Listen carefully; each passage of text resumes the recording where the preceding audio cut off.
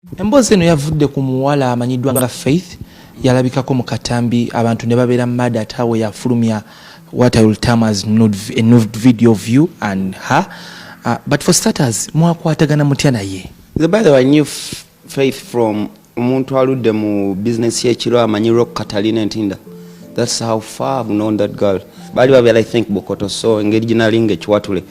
Nga tubeera nnyo mu mabbaala gaawo. Later on in life nga nfunye obuzibu ne mama Abi, she comes to me agamba tumanyi obulwadde osanga kiravulaba nga yakuleseewo, so we became friends. One thing led to another, which is history. So that's how I came to know Faith. And Faith is my friend. It's just mbu yatuuka ekiseera ababeerera mu mabbaala g'ekkololo time gyajjanga buli wansanga abaana feemu weevaawo.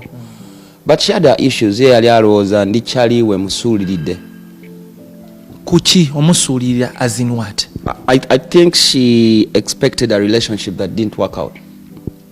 So yali asuubira mugenda kwagalana for something. Yeah, that's why yagamba nga nnyo nze ndi cousin waffe and all that, because at first nga abantu abaali batwala tuli ffenna nga abagamba ame cousin. Bampa in fact ainanga saying tereka bawa muganda wange mzamufaako ekiro, get it. So ekyo nakyo nekigwa. Then when I saw, I think singa acid yasooka bipostinga nze mbadde maze week namba nga noonya Faith ninga simufuna, so how better way would I do? Kwanga mbiwulira nga simanyi exactly wali. So niteeka ku social media era namufunye. The relationship didn't work out. Twali on and off. Yeah, but it wasn't mbwate with dating. It's kyakubidde wakati. Instead of pointing at Faith, mbalezi nenga ezigadde eno zonna zitunuulidde oyo mwana. Depression, family ye. Nowadays we kuna statement college dadwe gyamukolera. So imagine webanga ne dadwe yennyini akulaba bwatyo ate namwe mumusongamu. Mwe nnyini mugenda mwe.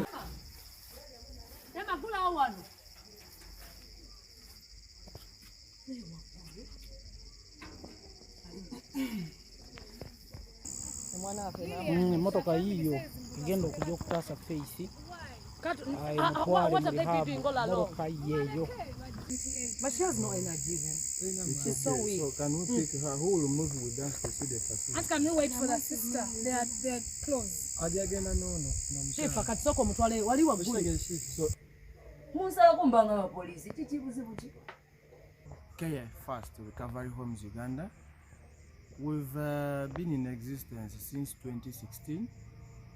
We rehabilitate people with the SUDs and other mental health related problems. Okay.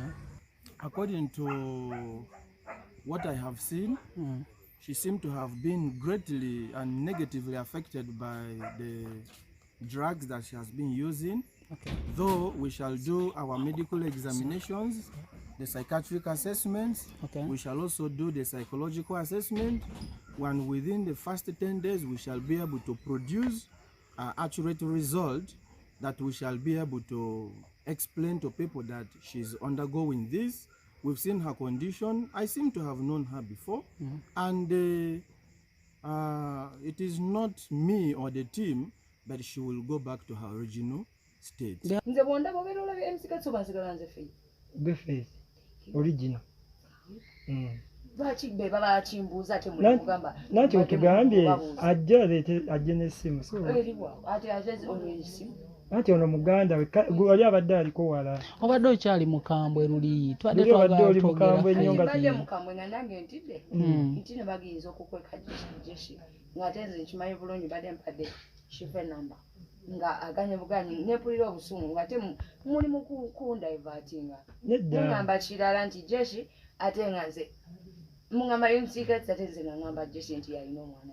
Then katuwano obadde ogambira ogenda obadde olaga wakweri. Ndi muntu mukulu lwaki mba mumanya genda at 28. Bulijjo mubeera nange, bulijjo muntambulira ku masimu. Kati mwenene okunteeka ennyo kidnap kati namwe mumpambidde mu ssimu. Tesobola kuwamba. Tesobola kuwamba. Oli safe. Oyo sister we. Siyagala nnyo kubulowoozaako nnyo kozi mulimu wa relevance nga nange ndi mu relevance mwana wange. Simulinaako obuzibu katamba. Naye nje mba ndowooza ku Elijah. Omwana. Yes. Omwana yennyini. Kyali 7-8 months. Ali wa maama? My mama died. Wa myezi 7. Mubuuza bingi. buzibu ki si wamwe wange kati munnemba mumuvulikinga nti yajali awaka mwamagala nkabe musanyuka mwenkaba nga musanyuka asiyo iraija mwefula abafa ese iraija era ndi then let it be chifaliwa you guys are saying he's coming right here for the boss asindika bushindisi mu No, he's not coming because nze kati siraba kinga naye ng'ate yansindikira abantu bisimu kati goba oli muganda we nti nange muganda nga omumanyi avuga Land Cruiser black omumanyi bikwatako kati nze mba netuukira straight ewa muganda wange kitegeera kati gwe mbasi abantu be lwakyagala nnyo mbamanyi aba yepa his bossy and bossy sister we ati simumanyi lwaki mba munyumiza omuntu ngamba gamba nze nange mbaza okwetuukirayo nsange light I don't know but I have brains nso okwetuukira nati kati apparently bwaba aleeta essimu nkwate goli simu ampe essimu twogerere ku ssimu muwamba muli bawanuwa kidnap.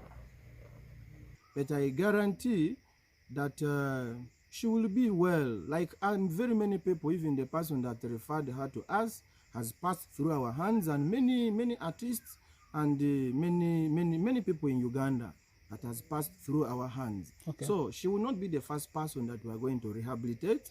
And for escaping that one, I guarantee the family members, she will never